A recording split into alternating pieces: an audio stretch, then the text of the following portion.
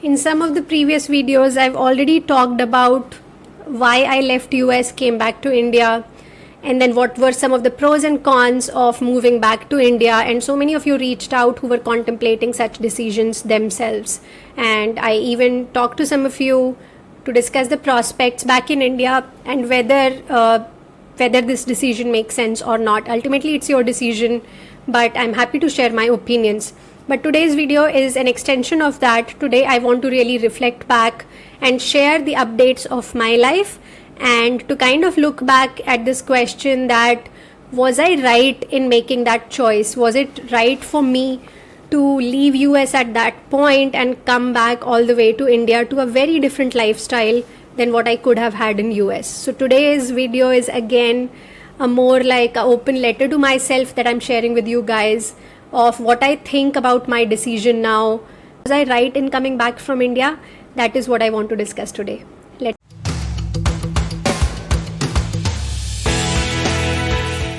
Hey guys, welcome back to the channel. This is Nistha from Scholar Strategy and 24 North Star, and this is sort of a personal video where today I'm just evaluating whether my decision of leaving US and returning back to India has been worth it or not. And I think what I'm going to do is I would compare what my life could have been in the US versus what it is now in India, and how does that make me feel? Do I feel shortchanged or do I feel I got the better deal? And then I would like to talk about the negatives of being back here, and lastly the positives. So let's start with my hypothetical life that could have been in the US had I stayed there. Now, I went to the US when I was 22 years old. I was young, naive, dreamy, and super ambitious. I did whatever I thought was needed to tick the check boxes of life. I had finished my master's, worked for 3 years on Wall Street, went to NYU for my MBA, dropped out, and joined a startup called Yipit. I had spent 1 year in Yipit when I decided to come back to India. Why I did that has already been covered in a previous video. You can check it out.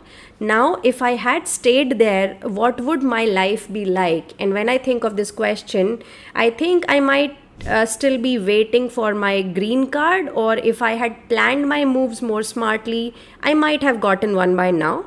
So just FYI, a report by Cato Institute estimated that Indians who have filed for green card on EB2 or 3 categories may have to wait as long as 134 years to get it. So crazy, right? So I know some of my friends are still waiting for green card, and some who were with startups or in a role where they could convince to file for the green card on a EB1 category have gotten their green cards. So anyways, that is an open question. In terms of my career growth, if I had been more lucky, I think I would have become a part of the founding team of a growth startup, or continued to grow with Yipit Data, which is the startup I was working with when I came back to India. I've always liked working with startups, so I hope I could have been more successful doing that in the US. I think my bank balance would be tripled by now for sure. I would most likely be a millionaire, have the luxury of wearing high-end brands, driving a BMW, and hosting parties for my friends. So I see that kind of a social life if I was back there. I would definitely be traveling much more, and I would probably have covered all of Europe and South America by now, because when I was there, I'd already seen Australia, New Zealand, part of the Caribbean islands, London, and some other places. So yes, I would have aggressively traveled, I'm sure. And if I would have had children earlier, I probably would be living a suburban life, managing work, home, and kids. I envision there would be some annual trips back home to India, or maybe one trip in 2 years kind of a thing. My parents definitely wouldn't have moved there. So yes, I think I would have kept coming back to meet them here. So to summarize, I think there would have been a solid professional career pathway for me had I stayed there, which would involve lots of travel, exposure, more fun and adventurous life, plus best education and opportunities for my kids. But yes, some what of a sacrifice would involve on my personal ties with people back in India. So that would be the summary of my life in US. Now let's talk about my current life in India, and this is not a hypothetical. This is something I can tell you in concrete terms. Now, I haven't worked a job since 2012 when I came back. I currently run 2 companies. I have published 4 books. One of them is a bestseller. I have enjoyed my stints both as a writer and as a founder and content creator. But, and this is a big but, things really sucked in the beginning when I came back to India. So let me tell you my life in India in 2 phases. First is the rocky start, and second is finding my foothold. So talking about the rocky start, when I came back to India, I was 29 years old. So I had spent my formative years in the US. I was used to a lot of independence and career growth, which I was taking for granted. When I came back, I didn't want to do a job because I hated the work cultures in Indian offices. So I decided to try out multiple business ideas. And this was bad because I had no plan and I was not prepared for the kind of rejections I would start getting. Once you are back, I felt so lost and confused. I didn't want to take up a job and everyone thought I was crazy to do that. I wanted to be independent, so I bought a car. I started spending on my new business ideas, which failed, by the way. So yes, I was losing money in the beginning. And again, people around me were questioning every move I made. I tried another business idea too, and that also didn't go anywhere.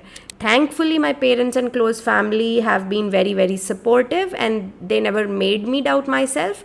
But I'm wondering that if I didn't have such a supportive family circle, I could have felt the pressure to go back to the US because things were not at all easy in the India in beginning. So any of you contemplating a move back, please be prepared to be shocked, because first thing is, you are not the same person that you were when you left for US. You are a changed person, right? And this changed person will find it very hard to adjust to that life back in India. It's not because you have become more egoistic or you have superiority complex or something. It's just that you have seen more of the world, your expectations are different, and people treat you differently in these 2 phases of life, right? So yes, expect to have surprises, and not all of them would be pleasant. Now, it was this low phase when I started to extensively explore spirituality. I read Gita. I did Vipassana meditation at beautiful facility in McLeodganj.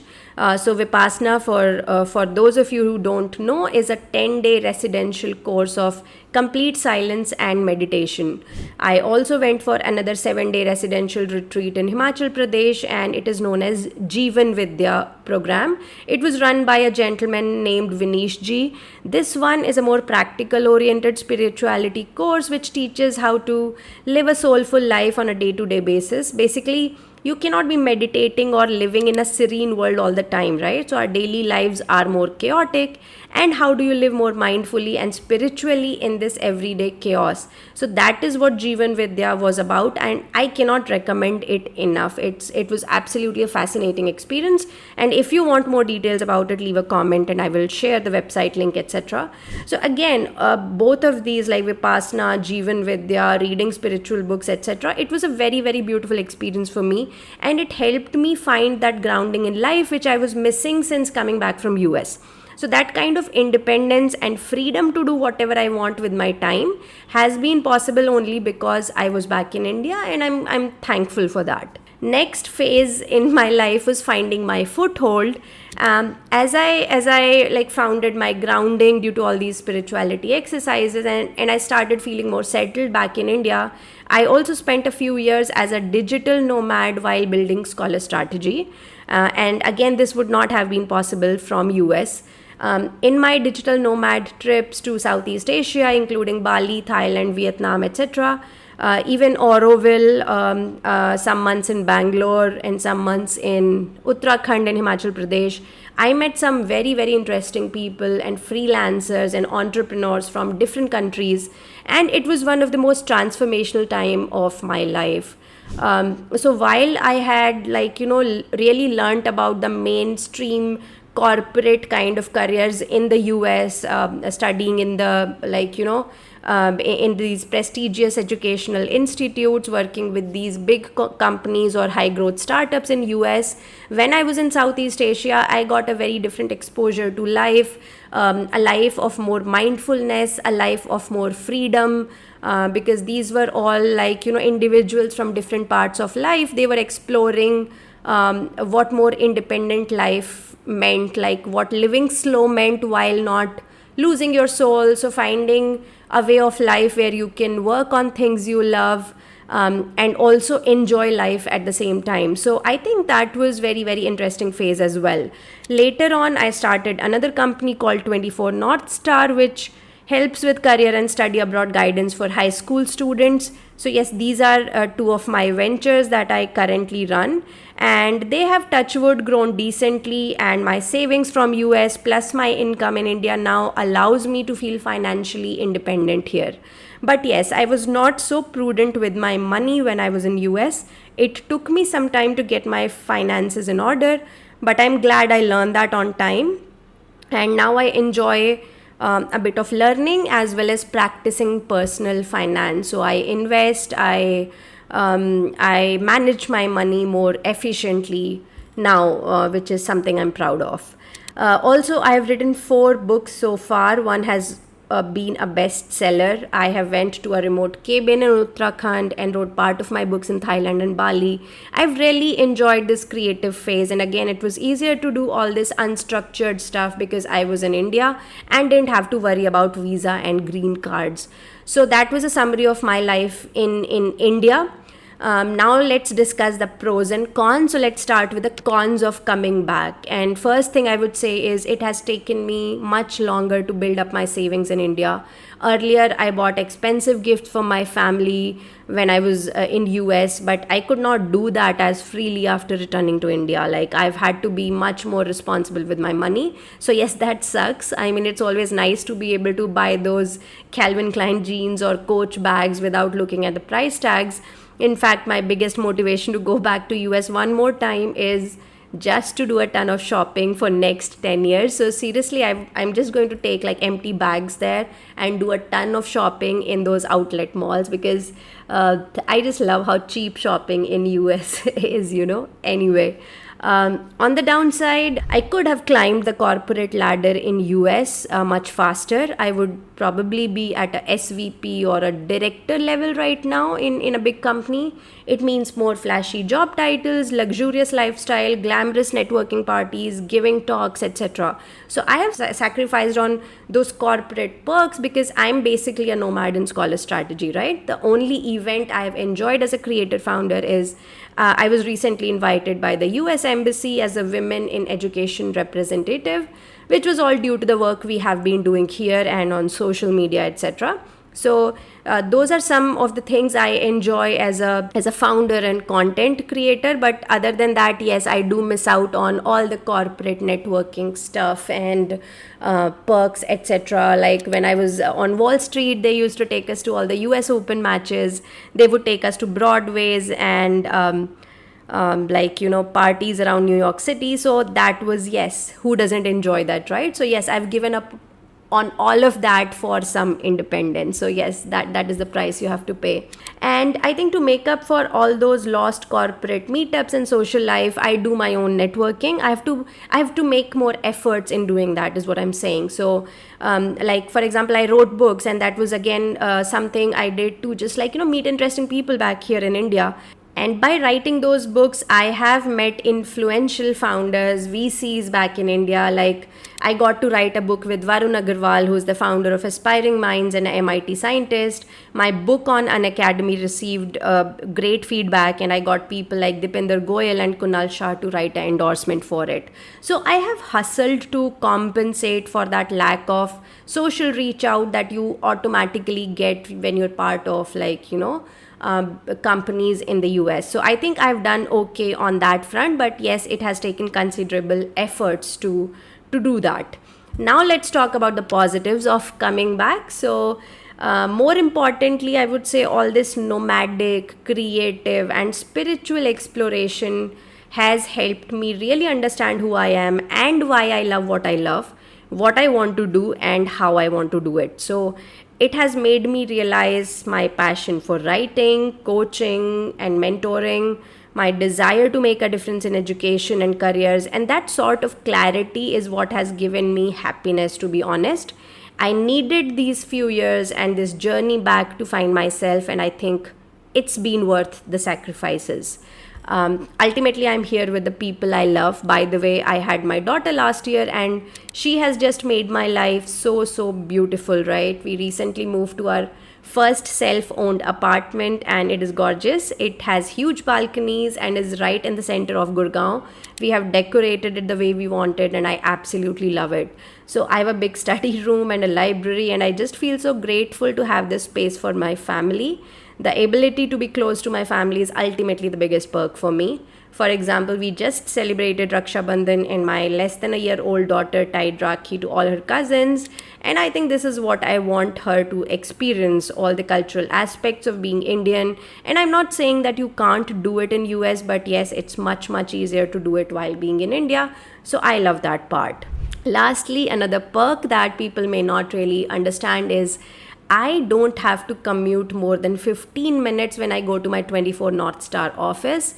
And honestly, ever since coming back, because I never did a formal job, and even when I have an office now here in Gurgaon, I live very close by from my office. So I never had to commute when I came back to India. And if I have to compare it with, like, when I was in New York or New Jersey, and I heard the stories of these executives or VPs or somebody, everyone had a suburban home, right? So they were taking a train and reaching the offices in New York City, and everyone was commuting easily anywhere between 1 to 2 hours one way, right? So that is like spending 2 to 4 hours on commute every day is expected of you as a professional. And it is still, like, very much happening in India. In cities like Mumbai and Bangalore, commuting is awful. Even in Delhi, between Delhi Gurgaon can be awful. So luckily, because I am working on my own stuff, and we have taken a office, by the way, on most premium part of Gurgaon, which is the golf course road, but it is very close by from my office. So as I said, I have never had to commute more than 15 minutes, and so I get all this time to spend with my family or doing things I like, and I think it's just such a big privilege. But yes, I haven't traveled as much as I would like, and I think that's also because, like, a lot of time went in between in COVID, and also I was pregnant, like taking care of my daughter, etc. But I hope to do more of that in the future. I haven't built as much savings as I could in the US, so yes, that's a negative. I wouldn't want to work on a salaried job in India, to be honest. So I'm thankful for you all, because you let me run Scholar Strategy and 24 North Star and have this creative, peaceful, and independent life. So really a big thank you to all my audience, and I hope I can keep creating meaningful content for all of you. And that is how I would summarize my life so far. As I said, I'm not the same person who left India when she was 22 years old. I came when I was 29, and it was a very different journey, very tough in the beginning, but it gets better over the years as you start accepting India, as well as the new person that you have become. So was I right in coming back to India? I think it's been worth it for me. But it is such an individual experience that nobody can tell you what you should do. If you have strong personal reasons to come back, by all means go for it. But if you're attracted because of all this media hype about Indian economy, I would say be more cautious, because it's not all hunky and dory. The job market is pretty awful, and it's still very challenging to grow professionally that fast in India. You win some, you lose some. The question is, what matters more to you? So find it out and decide for yourself what would make more sense. Do tell me in the comments where you agree or disagree with me, because again, I know this post can be a bit polarizing. Again, I'm not trying to badmouth India or hype it. I'm just telling you my perspective. You can agree with it, you can disagree with it. That's completely okay. But yeah, let's be respectful in the comment section. And yes, I would love to definitely hear your opinions and what you think about this video. And do keep giving us content suggestions in the comment as well. And I would see you guys next time with a fresh new video. Until then, take care. Bye bye. Good night.